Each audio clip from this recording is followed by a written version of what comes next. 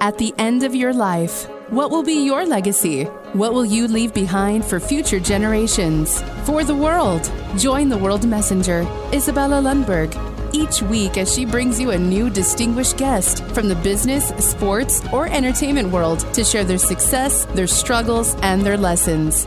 They will share their insights into current hot topics that affect everyone. Izabela facilitates an intimate, vulnerable environment to find the true value of humanity and real leadership. Are you ready for your legacy? The legacy that matters? Hello, my beautiful friends. It's Izabela Lundberg here, the World Messenger, and I'm inviting you for another epic episode of Legacy Leader Show. And today in studio, I have someone with very interesting background, but more than anything, someone who is absolutely disruptor, who is top artificial intelligence voice on LinkedIn, who is having an amazing company that is showing a lot of great insights of things that are happening that we don't know. Master in managing, collecting data, and leveraging data to make strategic, smart decisions. I love where he's also taking us on the journey with his, as a CEO of his company called STOIC, but also love what he's doing to disrupt and innovate and help with everything that is going on in one of our favorite platforms, which is LinkedIn, and also someone who is contributing in the data cloud space as well. So I really wanted to also highlight one more thing: is very international, very well traveled, and has amazing perspective.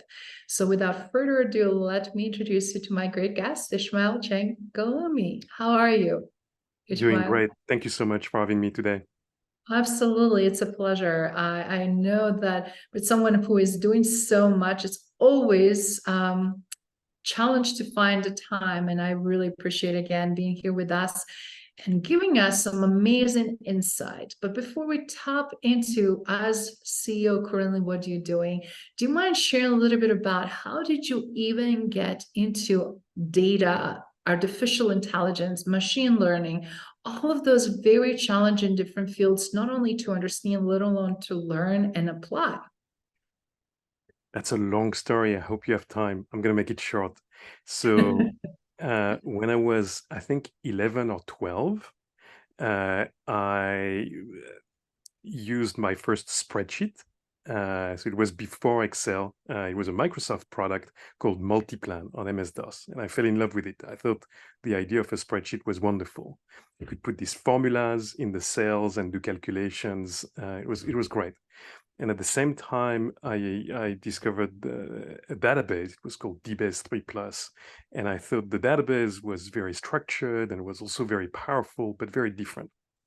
And ever since, I've wanted to marry the two. So get the flexibility of the spreadsheet like Excel and the robustness and the scalability of the database. And then if you fast forward 10 years later, it was in 94, I discovered the web, fell in love with that. So I wanted to do essentially a spreadsheet married to a database in the web browser. I came in the US in 99 to do that, but the web technologies at the time weren't sufficient. So I did workflow automation for 13 years, or business process management, I called it at the time. And then back in 2012, I started STOIC. With our main investors, and we decided to do for cloud data what Excel did for desktop data. And cloud data being larger tends to be updated faster and tends to be used by teams and very often is more complex. So we wanted the flexibility of Excel, but for data that's larger, real-time, team-oriented, and that's what STOIC does. Wow. So from early years, you were super excited what is happening to you as exploring and innovating and finding different avenues to leverage, obviously, your curiosity to learn and utilize tools. And then you created true masterpiece as a founder, as a CEO of STOIC, amazing AI platform that offers such a great insights. I believe I heard this from you, and if you don't mind elaborating more in another conversation, when you said we swim in the data, we have so much data. Question is, what we use the data for, and is it telling us the story, and is it predicting what we need to be doing and where we need to go with that. So do you mind sharing how you leverage that with STOIC, and what are you seeing as a result of happening right now to some of your customers? Sure. So the challenge is not the data so much, but what we do with it. We're producing, all of us, plenty of data, but we have a hard time making sense of it. We have a hard time analyzing it, getting insight from it, and then making decisions, and then checking whether our decisions are leading to the results we want or not. And what makes it difficult is that the science of data is very young. You know, if you're a mechanical engineer, you've got centuries of science since Newton, and before that, many millennia of learning how to use a wheel and things of that nature. For the science of data, it's very, very new. You could say that the science of data was really started with statistics, and statistics are just a century old. And statistics were developed by two guys between the two world wars who didn't agree, and then one died, so they could not really resolve their issues. And that's for classical statistics. And then people rediscovered another kind of statistics called Bayesian statistics that had been forgotten for a couple of centuries. So now you've got this science that's still very young and completely unresolved, right?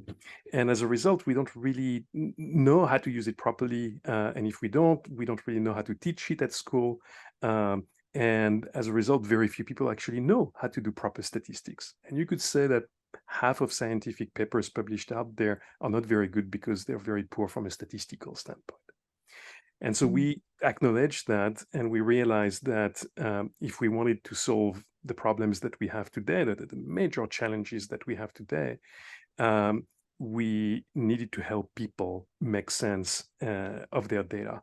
And they really have two options. Either they could go back to school to learn statistics, but that's going to take a long time. And I don't think many people want to do that. Or we could ask the computer, the machines, the AI, to do the data analysis for us. And that's sort of the option that we took, is essentially do software where a lot of the data analysis work, the hard work, could be done by an AI on behalf of the users. And that's what STOIC does.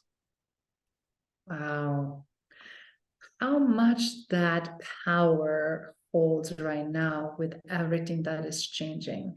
And looking from executive lens, when you have to quickly make decision, be more confident in those decision making, be more confident that accuracy and precision is going to drive you, right? Because how you can possibly do that without a great insight and data? I can't even imagine. How is that possible, right? So you're bringing a good question. And here first, we have to say that things are moving very fast. And what we are doing today simply wasn't possible even 3 years ago. The big change is this generative AI, and especially those large language models. What they give us is a good interface between humans and machines. Now, all of a sudden, the machines can understand what we say, and they can talk back to us, right? In other words, when I interact with a machine in English, I have a lot more bandwidth. I can exchange a lot more information than when I do through, let's say, a mouse clicking on buttons, right? So that's a big breakthrough. It's this interface between the human and the machine, which allows me to express more clearly what I want. And then it allows the machine to give me results that I can understand, even if I'm not a computer scientist, or even if I'm not a statistician or a data scientist. Now, the challenge is that this generative AI, the things like ChatGPT, is only part of the solution, right? Because it's not truly intelligent yet. It's just good at telling stories, right? It's good at reading and writing English, or reading or writing code. But it's not very good at doing math, for example, right? And it doesn't really understand what it's doing. It's just guessing. And very often it's okay, but all too often it hallucinates, right? And it's very difficult to work around those. So you need to complement these generative AI techniques with other techniques, sometimes also called AI or machine learning, or sometimes completely different techniques that are much more robust for doing the kind of math and statistics that you need when you want to analyze the data. So the challenge is bringing all these technologies together into a system that can analyze the data in a reliable, accurate, reproducible manner. I love how you break that down. And it's so important for everybody watching and listening to this episode of Legacy Leadership to really understand how data truly is asset and powerful tool, not only for the current decisions, but also to predict what is coming and what to anticipate.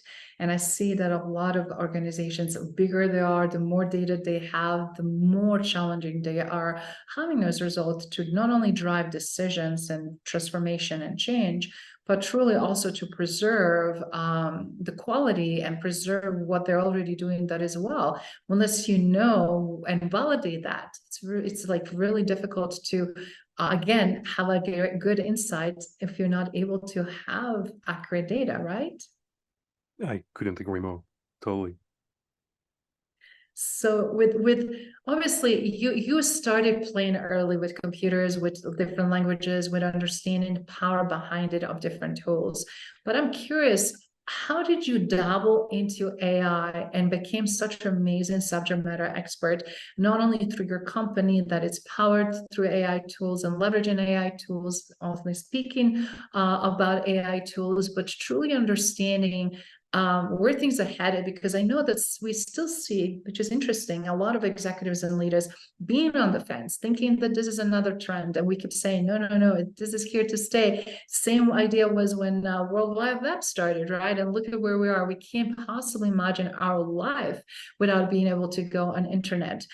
So I feel like this is going to be second nature to everyone pretty soon. And we're already seeing so much impact by AI. So do you mind sharing some of your stories where you see some really amazing positive implications of AI? And then also, where do you see some risks and where it's very important for leadership team to pay attention to? So let me be clear. This is real. This latest wave of AI is real, for sure. No question about that. So if anyone has any doubt, you're not paying attention. This is real, and it will change absolutely everything, but probably not in the way that many people think. And I have a slightly sort of different viewpoint on what the implications will be. So how did I sort of learn AI? I've been at it for a long time. I think my first exposure to AI was back when I was 11. So that's 38 years ago. When I first used Prolog, which was one of the early sort of AI-oriented programming languages. Prolog stands for Programmation Logique, like logical programming. And back then, I built my first ChatGPT-like chat engine, where you could write in French. I did it in French. You could write something in French, and then it would answer to you in French. But it did that not the way ChatGPT does it. It did that with formal logic. So you could say the grandfather is the father of the father, those kinds of predicates. And then it would reason. It would really think. It was truly intelligent. But that wave of AI didn't really work at the time. And it was used for what we called at the time expert systems, and they never really work at the time. I think in the future they will. And when people talk about artificial general intelligence, I believe it will be a hybrid between this old way of doing AI and the new way of doing AI. And I've sort of followed AI that way. Every 10 years, I would take another look. And every 10 years, I wasn't super impressed by what I saw. It just didn't really work. So the neural networks of the early 80s, they were great for doing things like character recognition, but that was pretty much it. And then you had the wave of machine learning, 10 years ago, and they were great to automate certain things, but they were quite limited and really hard to use. This latest wave of generative AI, that's the real deal. That's when things really start to work. and work so well that we humans don't fully understand how they work, right? So when the people who make those systems can't explain how they work, that's when you know that something quite quote unquote magical is happening. That's when that there's something really interesting there. What the impact will be, well, clearly short term, many jobs will be automated. So if you're a copywriter, it's probably time to think about another career. If you're a language translator, same thing. Very soon, if you're a lawyer, realize that 9 out of 10 will be automated. If you're an accountant, in 5 to 10 years, you're probably going to lose your job. And what I just said could be said to many, many, many, many, many professions out there. So I think everyone is pretty much in agreement with that. And that's a major challenge because some of these people who will lose their job will be able to find other jobs. There will be other opportunities. They will be able to retrain. But history, when you study industrial revolutions, history shows that most of the people who lose their job don't manage to get retrained. Right? So that creates very significant questions from a social standpoint, from a political standpoint. There will be massive disruption there. Not because AI will take over in a sort of Terminator way, just because AI will put a lot of people out of a job and will not give them replacement jobs. Right? We have to be clear-eyed on that. That's just not going to happen. I also don't believe that we're at risk of extinction because of AI. We're at risk of extinction because of climate change. And this whole discussion about extinction because of AI, I think, is a distraction and a diversion because we don't want to talk about the risk of extinction because of climate change. I'll go even further. If you read the work of, for example, Yuval Noah Harari, *Sapiens* and *Homo Deus*, which I think are very good pieces of work, you learn what made our species so powerful, so successful, *Sapiens*, compared to the previous one, Neanderthal. Neanderthal had bigger brains, was actually arguably smarter from an IQ standpoint. Neanderthal probably had a higher IQ than *Sapiens*, and it was stronger, taller, more muscle. But *Sapiens* won because *Sapiens* had a neocortex, so the piece at the surface of the brain, that is really good at making up stories, at inventing fictions. Another way of saying it is at telling lies. *Sapiens* is really good at telling lies. And by inventing fictions, we could motivate people and we could create larger groups. And if you're 100, you can beat the 10 sapiens, or you can more easily kill the mammoth. And it's through these stories eventually became religion, or money is just a fiction, right? The fact that this piece green paper has value is a fiction that we tell ourselves, right? That created civilization, and that made us successful as a species. But what made us successful back then is also what's making it very difficult for us to solve the problems we have, because we're so good at telling ourselves stories that we can ignore the reality. And that's where the fake news come in.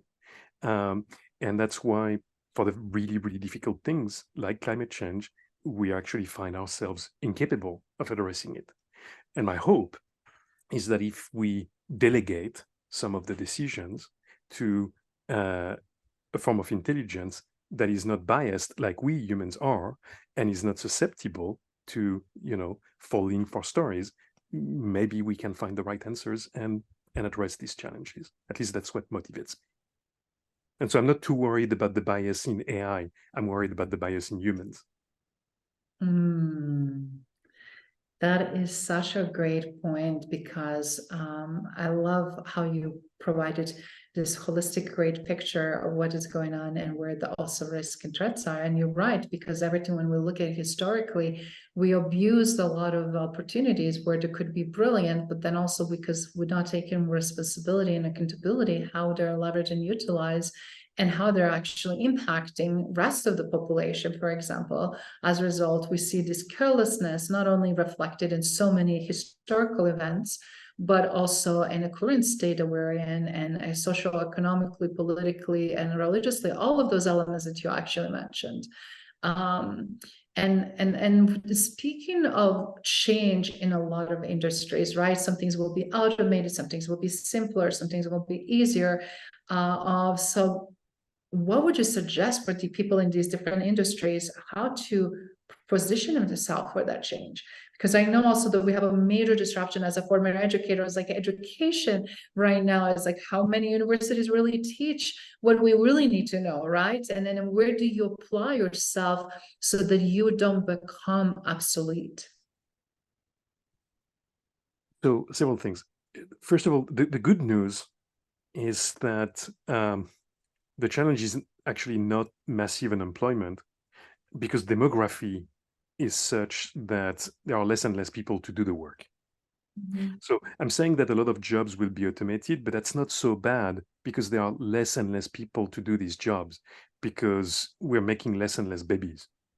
So if you look at rich economies, at the forefront of that trend being Japan, but not also China, and in Europe, countries like Germany and Italy and United Kingdom, their populations are starting to go down. By the end of the century, Japan will lose a third of its population. And China is very close behind. And the recent numbers, which were sort of fudged by the Chinese government in the past few years, the recent numbers show how fast the Chinese population is shrinking. Right? So the baby boomers are retiring. They're not going to be replaced in mass. And the trend is accelerating toward smaller and smaller population of workers. So I'm not too worried about many people not finding a job. I'm very worried about the people who will lose their job and will not be able to retrain. So society will have to take care of them. That's very, very clear. I don't know how to do that. The politician, don't ask me. But what I'm more worried about is companies having business, but not enough people to do the work. And that's the primary reason why they should use AI, is to automate what cannot be done by humans today, because we just don't have the people. It's that simple, right? And so what I would encourage CEOs to do in virtually any industry is to educate themselves, to learn as much as they can about the technology, so that they don't fall prey for lots of snake oil salesmen. Most of the products out there that you'll find on AI, most of the experts out there that you'll find on AI are actually no good. So you need to really educate yourself on the topic, really do the hard work of understanding how this thing works, do the research, study constantly, because it's moving faster than anything I've seen in 40 years in this industry. And then use your good judgment to decide where you're going to invest. And your first investments might not pay off, and that's okay. It's always like that with industrial revolutions, and we're living one. But eventually it will pay off, and you don't have a choice, right? So just do it. What you mentioned on education is super interesting. What history tells us is that every time there is an industrial revolution or a technical revolution, we have to reinvent education. Right? So the education system was built for training the people that we needed at the last industrial revolution, right? When the steam engine was our primary source of power, right? When we needed lots of factory workers. And I'm sorry, but we don't need that anymore. So that education system has to be completely reinvented, and nobody has any clue how to do that by definition, right? So we'll see. But what's very, very clear is that my kids, or their kids certainly, are not going to need the education that you and I received. It's meaningless. Wow, so many things here to pick, and I really appreciate again your share, because it's time, as they say, no time as now, because things as they start fast-paced and further developing, will be harder to catch on. And if we don't understand where we individually fit and position ourselves, and also organizationally, sometimes will be unrepairable, because we remember those early days of Google and Apple and Amazon, and look at where those giants are today. So if we're not taking those big strides and also making smart decisions and investing where it's needed to, right? People is going to be the biggest asset, and it still is today, and specifically in decades that you're talking about to come. So if you don't mind sharing, you obviously always a forefront of innovation. You're also tremendously contributing to LinkedIn and being influencing a lot of things with creatives, with articles, with posts, with trends. So we've seen into the trends that are affecting workforce, right? Also on the platform itself that is designated for workforce. Do you mind sharing a little bit of your insight and perspective on that? Because obviously nobody knows better than you do. Please. I wouldn't say that. No. LinkedIn knows. But I've been using LinkedIn for 20 years now. I knew several of the people who started the company. It's a wonderful platform, and there's nothing like it, right? So there is no alternative to LinkedIn. So whether you like it or not, you've got to use it, right? There's no choice. And it's great. And the collaborative articles that they've released recently, I think is the most important thing they've done ever since they started. Right? So the original idea of a business-oriented social network was brilliant. And the notion of connections, the way it worked, that was great. What they've done on learning is also excellent. Where I think the collaborative articles play a critical role is that they can help structure knowledge, business-oriented knowledge, and they can help understand who is an expert. So it's a very structured way of organizing skills and attaching skills to people, understanding who has the skills. This is very new. They just launched it, and I don't think that you should stop at its current incarnation. It's going to evolve very rapidly. And LinkedIn, from what we can see from the outside, I don't have an insider track, but from what we can see from the outside, is very committed to it, is very serious about it. This is a highly strategic initiative for them. And what we like about them is that it's really one of the first implementation of this collaboration between humans and machines. And that's why they are called the collaborative articles, right? So in the past, we had human-machine interfaces, HMI, right? In the future, we're going to have human-machine collaboration, HMC. And the LinkedIn collaborative articles are one example of that, where an AI decides what articles to write, and then writes it, and then humans come in and add their perspective paragraph by paragraph. And it's working reasonably well. It's actually working really well for writing the articles. It doesn't work so well for picking the topics of the articles. So AI, as it's available in 2023 right now, is not smart enough to pick the topics, to ask the right questions that the article should answer. So we're encouraging LinkedIn to consider using humans to do the curation of the topics. Right? And ideally, this curation should be done by the community top voices for these skills. So for example, I've got a badge for AI, and I would love to be part of the team of people who have a badge for AI. There are probably a couple dozen of them who suggest topics for articles that could be answered by the AI and then commented by the humans, right? So I think this collaboration has to work in both directions at different stages of the process. For some stages, humans are best. For others, machines are best. And it's going to evolve in the future, right? So there is always a place for humans until we send the machines to colonize space. Humans will not colonize space, right? Humans, we have organic bodies. We don't react very well on radiations, right? So these ideas of going to Mars or beyond, that's That's not good ideas, right? Earth is good for humans, and we're going to stay on Earth, but we're going to send the machines to colonize space, right? But until then, there will need to be a collaboration between humans and machines. So humans always have that place, and we just need to find, where that place is, where we can do, we can bring something of value that the machines cannot. And we have to find that place in what makes us human and what makes us interesting as humans. And one of these areas is empathy and love, right?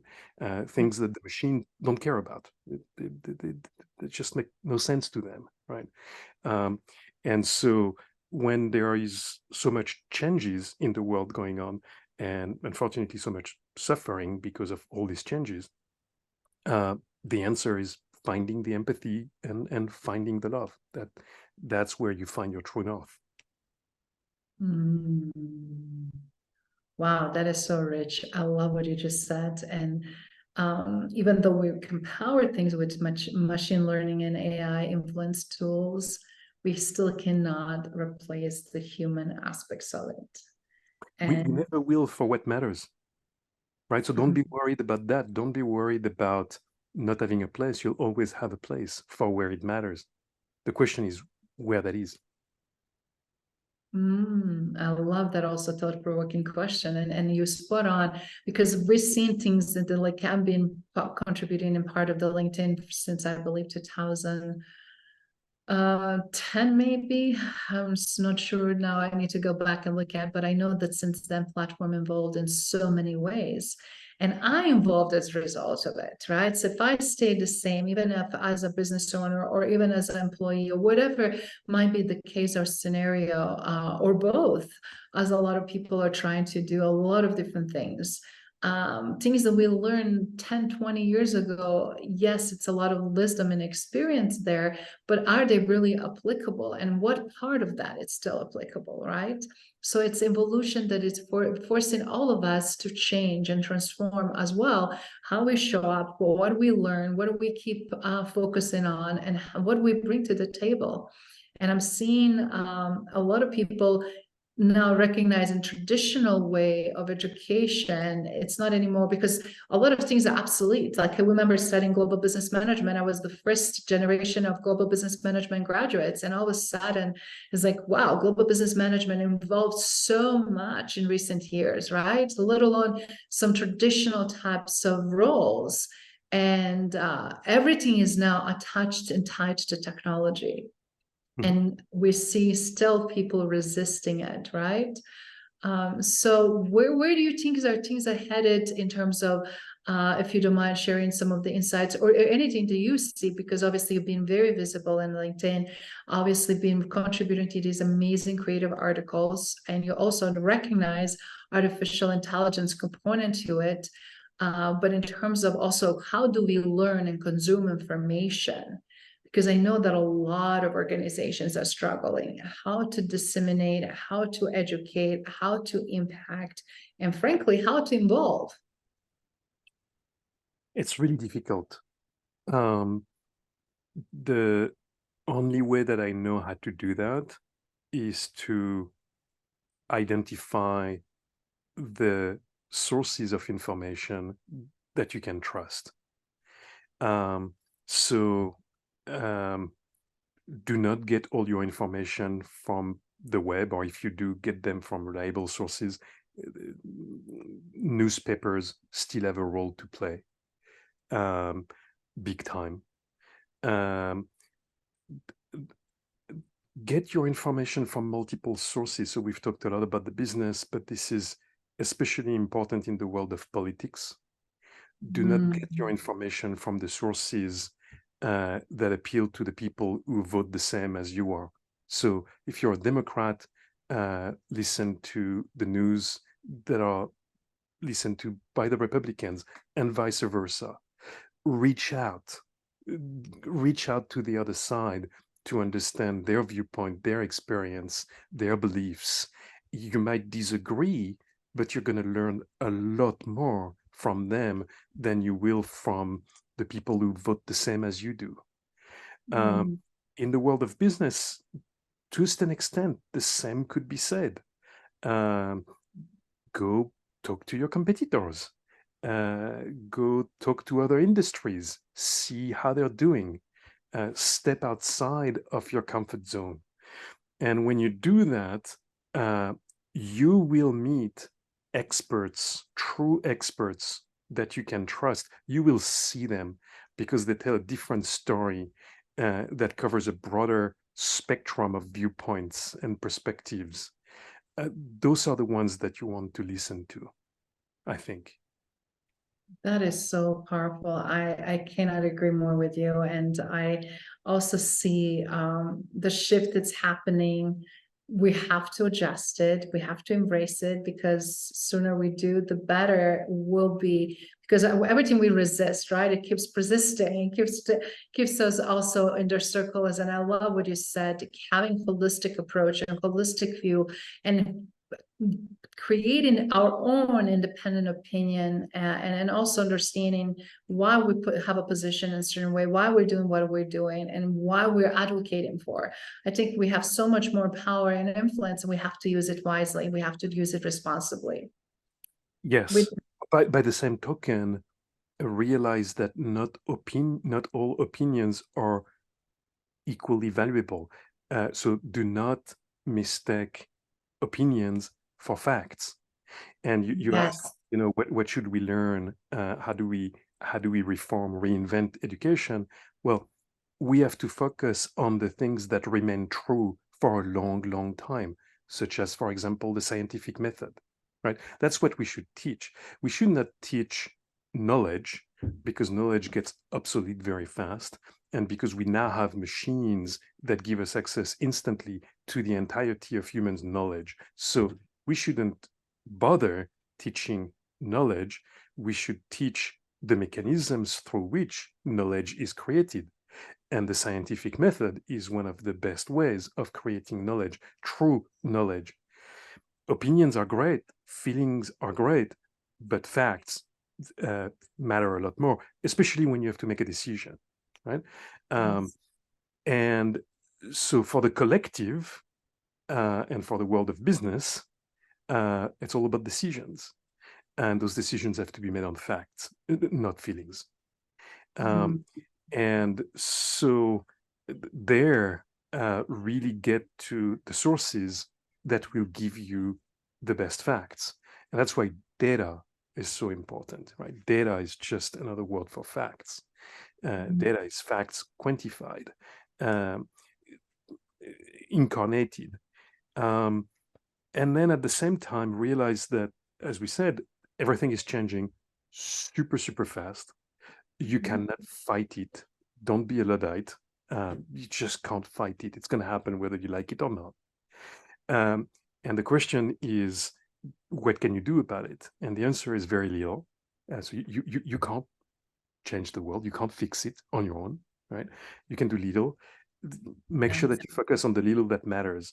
And the little that matters is the one that you can really change. And that's why our company is called STOIC. Stoicism is that old philosophy from antiquity. You could say it's the Western equivalent of Zen Buddhism to a certain extent. And what Stoicism teaches you is to focus on what you can control and ignore the rest, right? Most of what's going on in the world you can't control, so ignore it. Don't let it affect you, right? But what you can control, focus on that, and focus on that with facts. And for the rest, have empathy and love. That is such a beautiful advice. I love everything you shared, and I love actually now that you also told us what STOIC stands for. For a lot of people that are watching and listening, you have a huge opportunity to not only experience firsthand what Ismael is doing on LinkedIn, obviously opportunity to learn more about his company STOIC, as well as avenues to reach out and then really collaborate and explore avenues, because again, not only he is able to show, but also support the facts with data. And I love what you just said. We have so much opinions, but what is data really saying? What is truth? What is the truly anchor?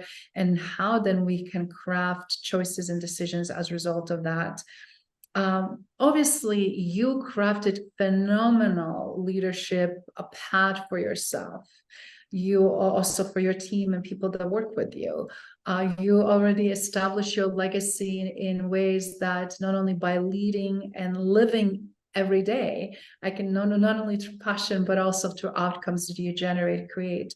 And obviously you already have so much to leave for generations to come. But I know you're not done. You're just starting. So what would you like to be known and remembered for everything now that we understand in this chapter of your life? What would that be for you? Just that we helped people deal with data better to make decisions that will matter. That's all. So if we can help them a little bit, that's great. That's plenty enough. And do you mind sharing for people that are interested to get in touch with you and find you, where would you like them to go so that they can also have opportunity to, again, really see the magic in what you and your team were already doing and how you are taking leap and bounds of just, again, embracing the change and doing some amazing work with data and AI? Sure. Find me on LinkedIn. My name is Ismael Chang Ghalimi. Ghalimi written Ghalimi. And follow me. Reach out to me. I'm an open networker, they say. And if you want to try STOIC, we'll give access to you. It's free. And if you want to contribute to the collaborative articles, we'll give you free coaching for that as well. We've coached to date close to 250 people, and I think 67 of them got 129 badges out of it. So the process seems to be working pretty well. Almost a third got badges after, on average, 2 weeks of working with us, and the whole program is free. So just reach out.